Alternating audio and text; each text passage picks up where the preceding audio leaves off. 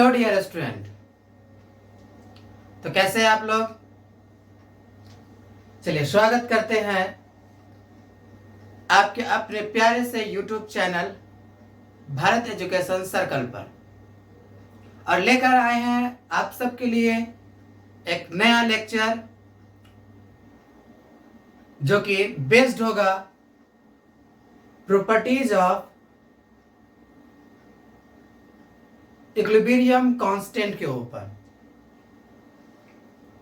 तो last lecture में हम लोगों ने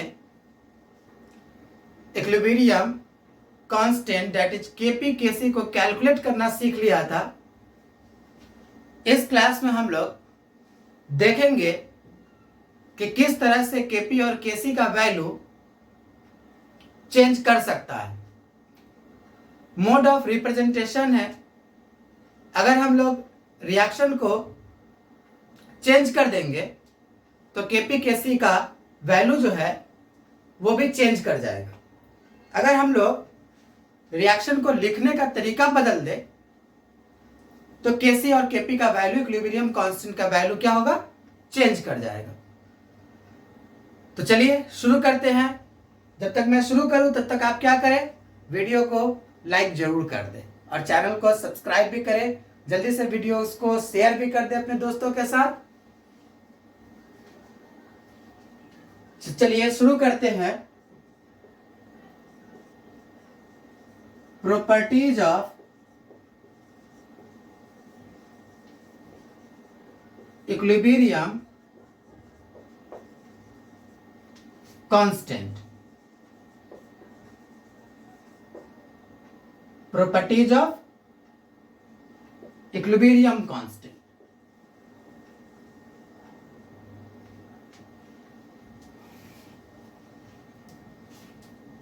फर्स्ट हम लोग स्टार्ट करते हैं। एक जनरल सा रिएक्शन लिखते हैं, A plus B form equilibrium with C plus D. एक रिएक्शन है जिसमें A और B ने क्या किया? इक्विलिब्रियम को एस्टैब्लिश कर लिया B और C के साथ, C और D के साथ। A B ने इक्विलिब्रियम एस्टैब्लिश किया C और D के साथ। जब इक्विलिब्रियम एस्टैब्लिश हो ही गया है तो हम यहां पर केसी लिख सकते हैं। चलिए लिखिए हमारे साथ, concentration of C into concentration of D divided by concentration of A into concentration of B। यहां तक हम लोगों ने बहुत अच्छे से लिखना सीख चुके हैं कि अगर कोई रिएक्शन दिया हो और रिएक्शन जब हमें मालूम होता है तो हम उसका केसी लिख सकते हैं। चलिए, अगर मैं आपसे कह दूं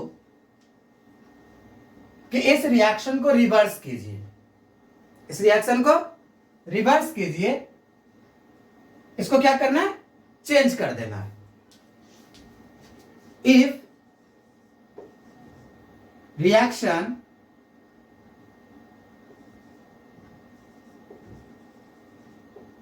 इज रिवर्स्ड, अगर रिएक्शन को रिवर्स कर दिया जाए तो यह हो जाएगा C plus D form equilibrium with A plus B. अब इक्विलिब्रियम क्या हो गया?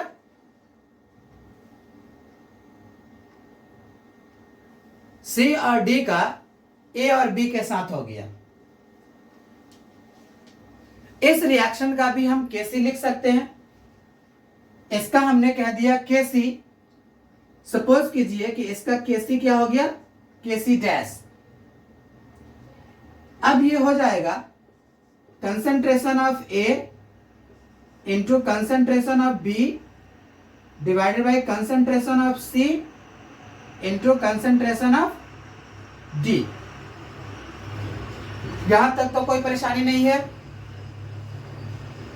अगर कोई परेशानी नहीं है तो आगे बढ़ा जाए। चलिए बढ़ते हैं। क्या इस नंबर को ऐसे लिख दे, concentration of C into concentration of D divided by concentration of A into concentration of B, ऐसे लिखा जा सकता है। अगर हम ऐसे लिख दे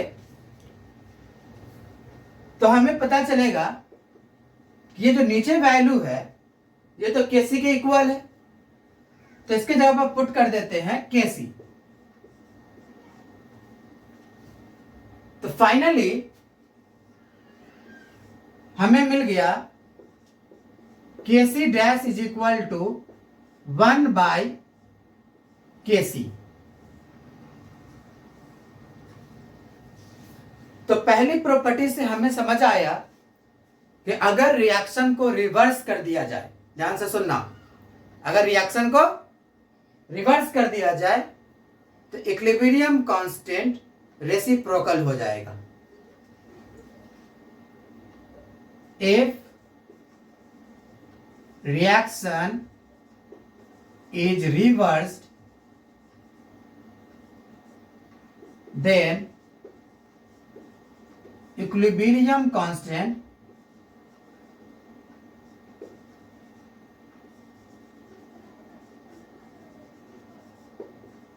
will reversed।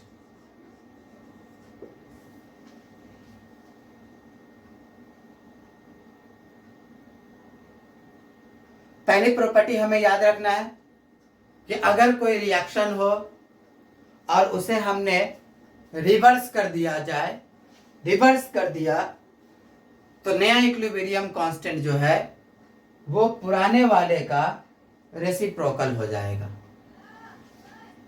सपोज कीजिए कि एक रिएक्शन हो, उसका इक्विलिब्रियम कांस्टेंट 2 हो और उस रिएक्शन को यदि उलट दिया जाए तो अब नए रिएक्शन का इक्विलिब्रियम कांस्टेंट 1/2 हो जाएगा। तो चलिए नोट कीजिए पहली प्रॉपर्टी को, मिलते हैं जब तक आप नोट करें।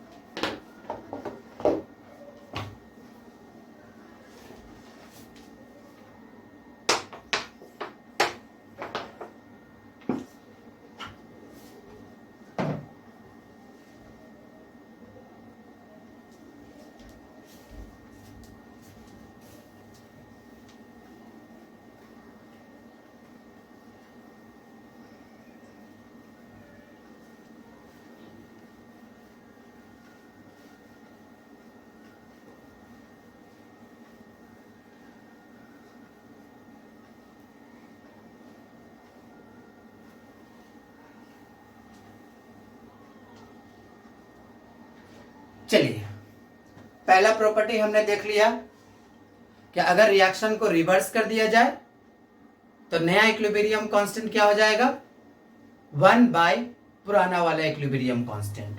ओके, दूसरा देखते हैं, ध्यान से सुनना। इस बार हमें 2 रिएक्शन दिया हो, अलग अलग, दोनों रिवर्सिबल नेचर का हो, तो अलग अलग हम उसका केसी लिख सकते हैं। और अगर एक तीसरा रिएक्शन दिया जाए इस तरह से कि मानो वो दोनों को ऐड करने से हमें मिला हो, दोनों को ऐड करने से मिला हो, तब क्या होगा।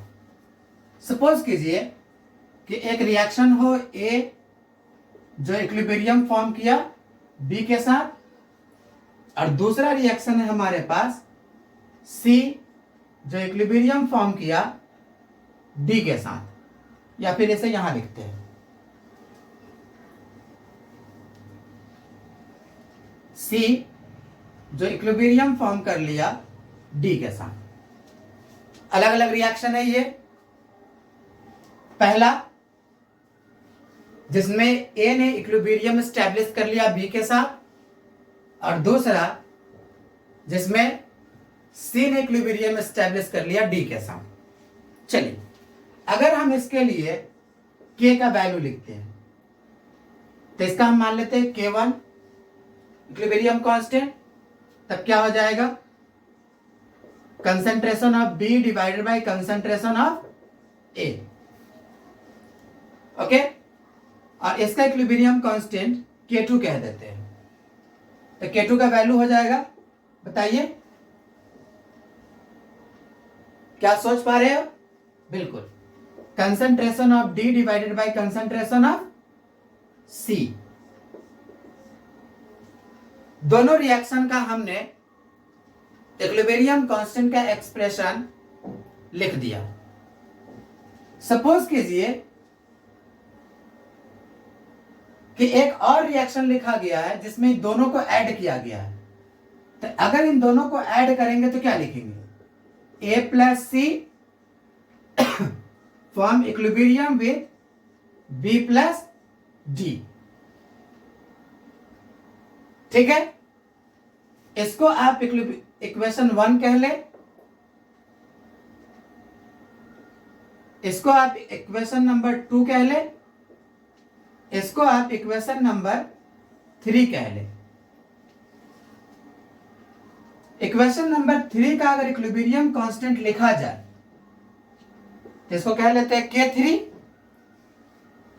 और K3 का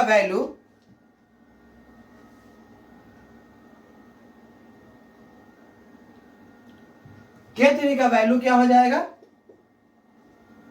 concentration of B into concentration of D divided by concentration of A into concentration of C। ठीक है, हम यहां पर देख पा रहे हैं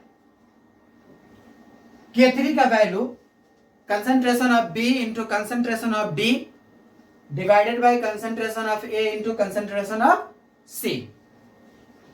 अगर हम K3 को देखें तो लिख सकते हैं, ये वैल्यू देखिए, क्या ये वैल्यू K1 का है और ये इतना वैल्यू K2 का है। तो K3 को लिख सकते हैं K1 इंटू K2। K3 क्या हो जाएगा? K1 into K2। तो इससे हमें इंफॉर्मेशन क्या मिला? इंफॉर्मेशन मिलता है कि अगर कोई ऐसा इक्वेशन है जो 2 या 2 से ज्यादा रिएक्शन को ऐड करके लिखा गया है, तो उसका इक्विलिब्रियम कांस्टेंट जिसको जिसको ऐड किया गया है उसके प्रोडक्ट के इक्वल होगा। If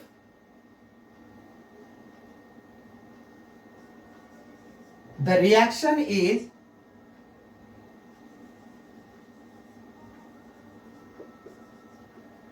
sum of individual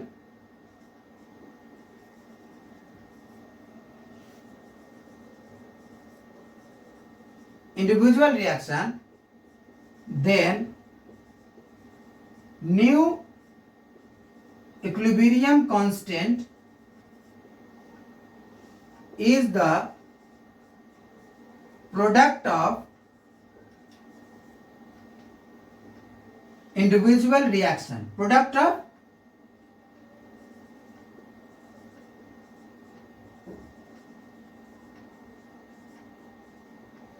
individual reaction। Summarise क्या करना है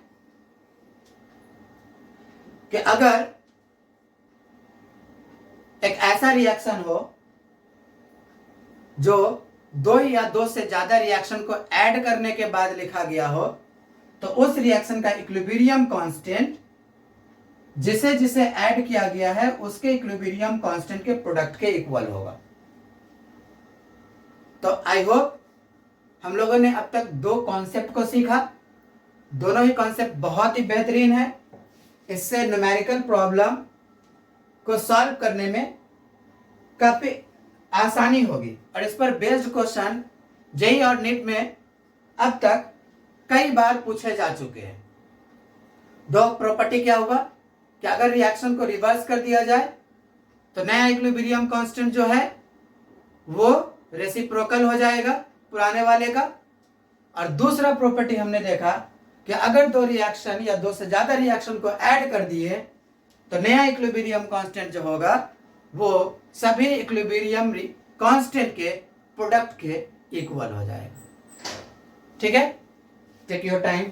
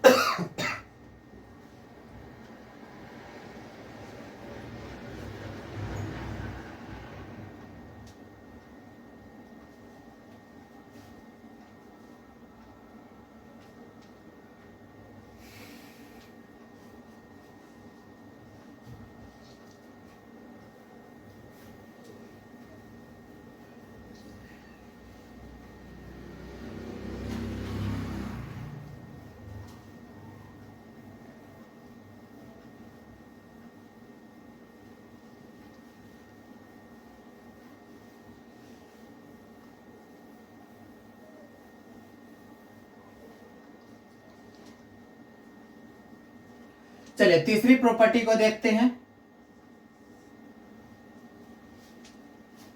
तीसरा प्रॉपर्टी हमें कह रहा है कि यदि एक रिएक्शन दिया हुआ हो, तो चलिए लिख लेते हैं। ये हमारे पास एक रिवर्सिबल रिएक्शन लिखा हुआ है और हम इसका केसी भी लिख सकते हैं, concentration of B divided by concentration of A. ठीक है,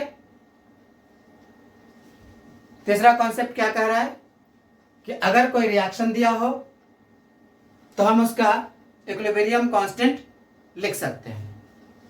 सपोज कीजिए कि इस रिएक्शन को किसी एक नंबर से मल्टीप्लाई कर दिया गया हो, Na gives Nb। दोनों साइड हमने क्या किया है, इस रिएक्शन में एक नंबर से मल्टीप्लाई किया है। अगर हम मल्टीप्लाई कर दे तो इसके लिए केसी डैश हो जाएगा क्योंकि इसका केसी बदल गया होगा। तो देखते हैं, concentration of B to the power n divided by concentration of A to the power n, और ये हो जाएगा concentration of B divided by concentration of A, इस पूरा का पावर क्या हो जाएगा, n। ठीक है, अगर हम ध्यान से देखें तो ये वैल्यू केसी ही तो है, इसलिए लिख सकते हैं Kc prime equal to Kc to the power n।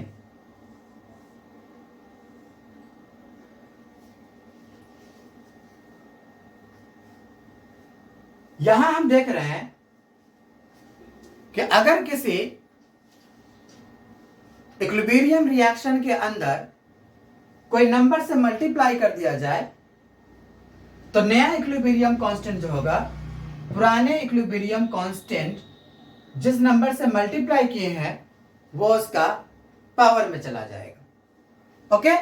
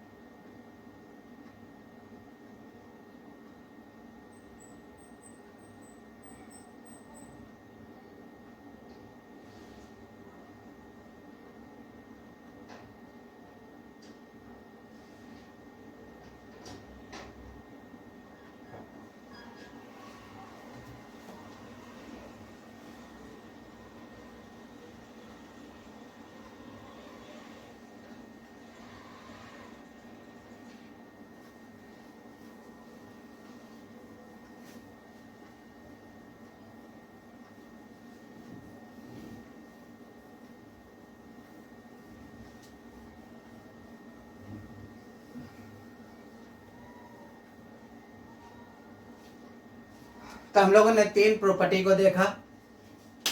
चलिए इस पर बेस्ड हम लोग कुछ न्यूमेरिकल प्रॉब्लम को करते हैं।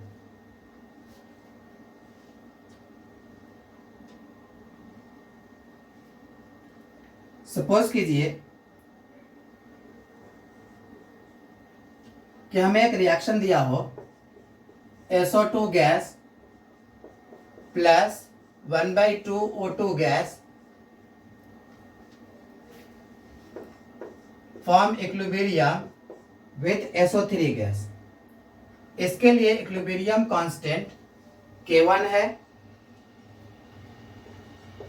NO2 gas form equilibrium with NO gas plus 1/2 O2 gas. इस रिएक्शन के लिए इक्विलिब्रियम कांस्टेंट K2 है। हमसे पूछा गया है SO3 gas plus NO2 gas form कर रहा है इक्विलिब्रियम SO3 गैस के साथ प्लस NO गैस के साथ, और इसके लिए इक्विलिब्रियम कांस्टेंट का वैल्यू K दिया गया है। तो पूछ रहा है कि क्या होना चाहिए। K equal to K1 into K2 पहला ऑप्शन है। दूसरा ऑप्शन होना चाहिए K इक्वल टू K1/K2। तीसरा ऑप्शन है K equal to K2/K1। D option है K equal to under root K1 into K2।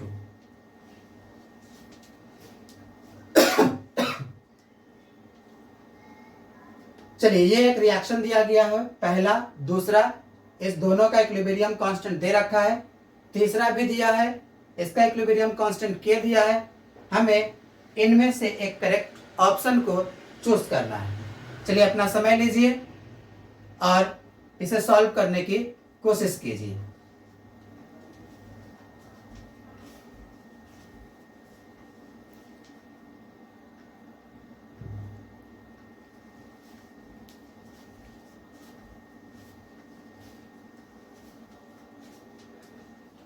अपने नोटबुक अपने हैंड रिटन में फॉर्म करना है। वीडियोस को बार बार देखना है और इसे लाइक और शेयर जरूर करना है। चैनल पर नए हैं तो सब्सक्राइब भी कर लेना है, क्योंकि भारत एजुकेशन सर्कल हमेशा आपके लिए नए नए लेक्चर लेकर आता रहता है। क्योंकि इस चैनल पर जेईई और नीट को ध्यान में रखकर लेक्चर को फॉर्म किया गया है। इस YouTube चैनल पर आपको physics, chemistry, mathematics, even biology के भी लेक्चर आपको देखने को मिलेंगे। ठीक है, चलिए सॉल्व करते हैं। अगर दोनों रिएक्शन को ऐड करें तो देखें क्या होता है। ऐड करते ही ये दोनों कैंसिल हो गया। यहां लिखिए इक्वेशन 1 + 2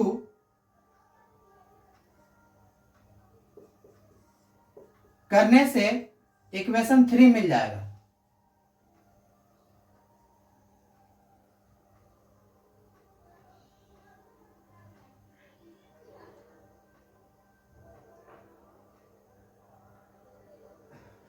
यहां पे SO2 होना चाहिए, ठीक कर ले।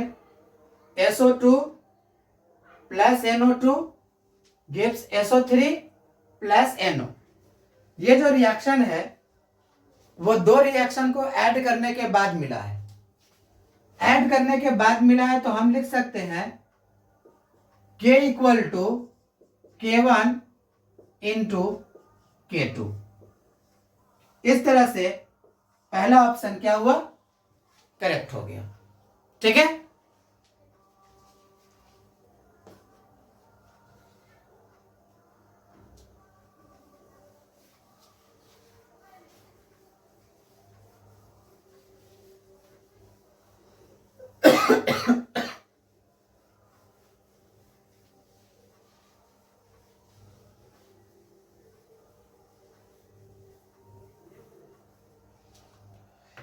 चलिए दूसरा क्वेश्चन हमारे पास है,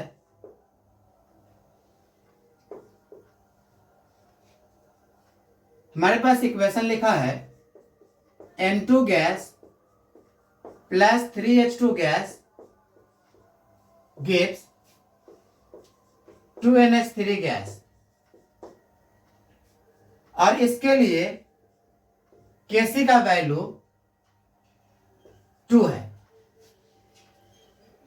तो हमसे पूछा गया है 2N2 gas plus 6H2 gas gives 4NH3 gas के लिए Kc का वैल्यू क्या होगा।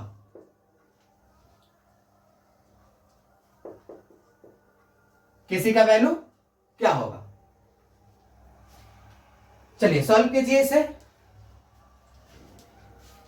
अगर हम सॉल्व करें तो लिख सकते हैं Kc dash equal to Kc का स्क्वायर। क्यों? क्योंकि दूसरा रिएक्शन जो है इसमें 2 से मल्टीप्लाई किया गया है, तो नया Kc डैश का वैल्यू हो जाएगा 2 का स्क्वायर दैट इज 4। आंसर ठीक है।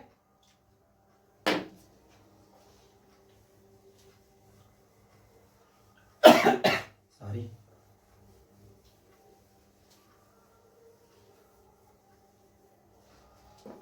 चलिए एक तीसरा क्वेश्चन करते हैं।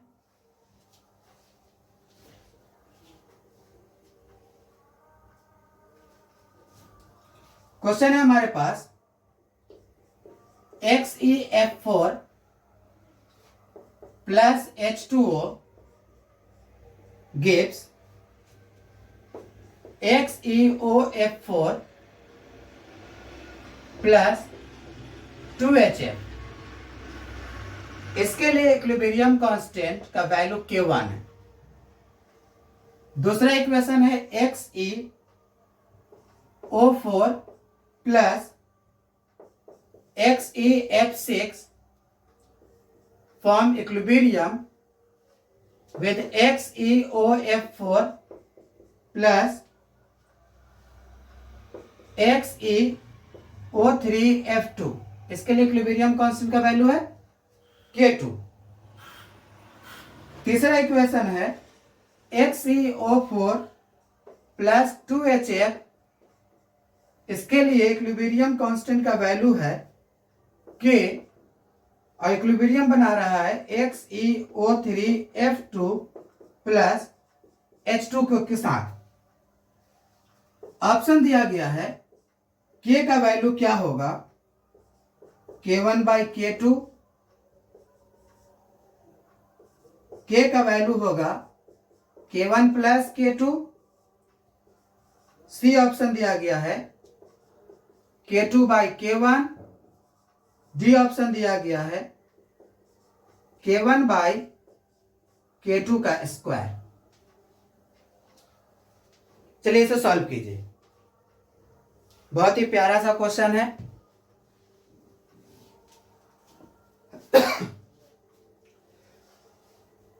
दो इक्वेशन दिए गए हैं, पहला का इक्विलिब्रियम कांस्टेंट K1, दूसरे का इक्विलिब्रियम कांस्टेंट K2, तीसरे का इक्विलिब्रियम कांस्टेंट K दिया गया है। हमसे पूछा गया है कि K का वैल्यू इनमें से क्या होगा।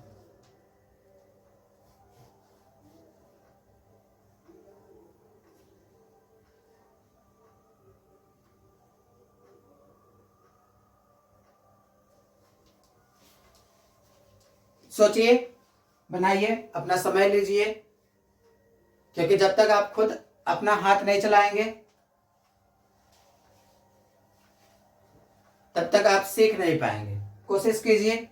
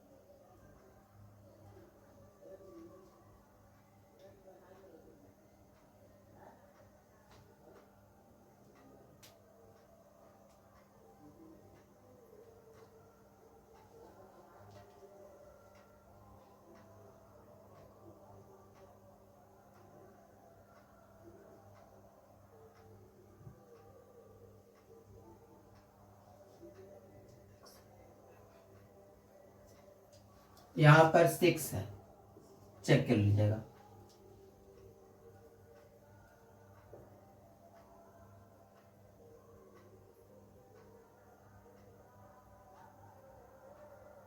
XeF6 plus H2O, XeOF4 plus 2HF, फिर है XeO4 plus XeF6 plus XeOF4 plus XeO3F2, फिर तीसरा है XeO4 plus 2HF gives XeO3F2 plus H2O। ठीक है, समझ लीजिए अपना।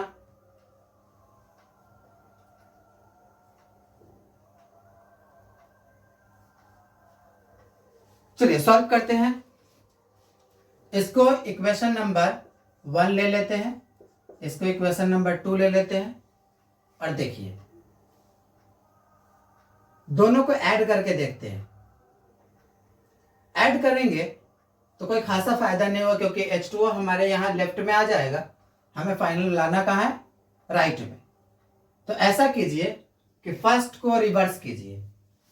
फर्स्ट को रिवर्स कर देंगे तो देखिए क्या होगा, XeOF4 प्लस 2HF, रिवर्स करते ही इक्विलिब्रियम क्या हो जाएगा, 1/K1। प्रॉपर्टीज नंबर 1 याद है या नहीं? इक्वेशन को रिवर्स करते ही इक्विलिब्रियम कांस्टेंट जो है वो रेसिप्रोकल हो जाता है। रिवर्स किए तो हमें मिल गया XeF6 प्लस H2O। ठीक है, अब इन दोनों इक्वेशन को ऐड करें। ऐड करेंगे तो XeO4 से XeOF4 कट जाएगा। ठीक है,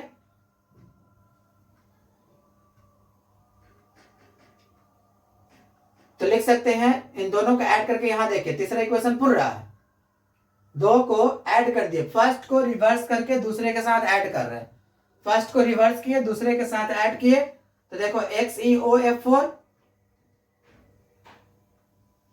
प्लस 2HF, देखो XeF6 के साथ XeF6 भी कट जाएगा, तो बचा क्या, XeO3F2 प्लस H2O। तो यहां से हमें देखने को मिला K का वैल्यू हो जाएगा दोनों का मल्टीप्लाई, K2 इंटू 1/K1। इसे ही लिख सकते हैं K2/K1। कुछ नहीं किया गया है, पहले इक्वेशन को रिवर्स किया गया है। रिवर्स करते ही क्या हो गया, इसका इक्विलिब्रियम कांस्टेंट 1/K1, दूसरा का K2 ही था। रिवर्स करने के बाद जो मिला उसको पहले के साथ ऐड किए, ऐड करते ही हमें तीसरा इक्वेशन मिल गया। जब ऐसा होता है कि दो इक्वेशन को ऐड कर दिया जाए और तीसरा इक्वेशन मिल जाए, तो तीसरा इक्वेशन का इक्विलिब्रियम कांस्टेंट पहला और दूसरे के मल्टीप्लाई के इक्वल होता है। तो पहला कितना हो गया, यहां से इसका K2 और इसको उलट दिए, उलटने के बाद ऐड किए, इसलिए क्या हो गया 1/K1। फाइनली हमें मिल गया K equal to K2/K1। K2/K1 option number C correct answer. तो चलिए आज का क्लास हम लोग यहीं पर ओवर करते हैं। ओवर करने से पहले वीडियोस को क्या करना है, लाइक और शेयर करना है। अपने प्यारे से YouTube channel Bharat education circle को सब्सक्राइब भी कर लेना है और इसे अपने दोस्तों के साथ शेयर करें, ताकि वो लोग भी इसका फायदा उठा सके।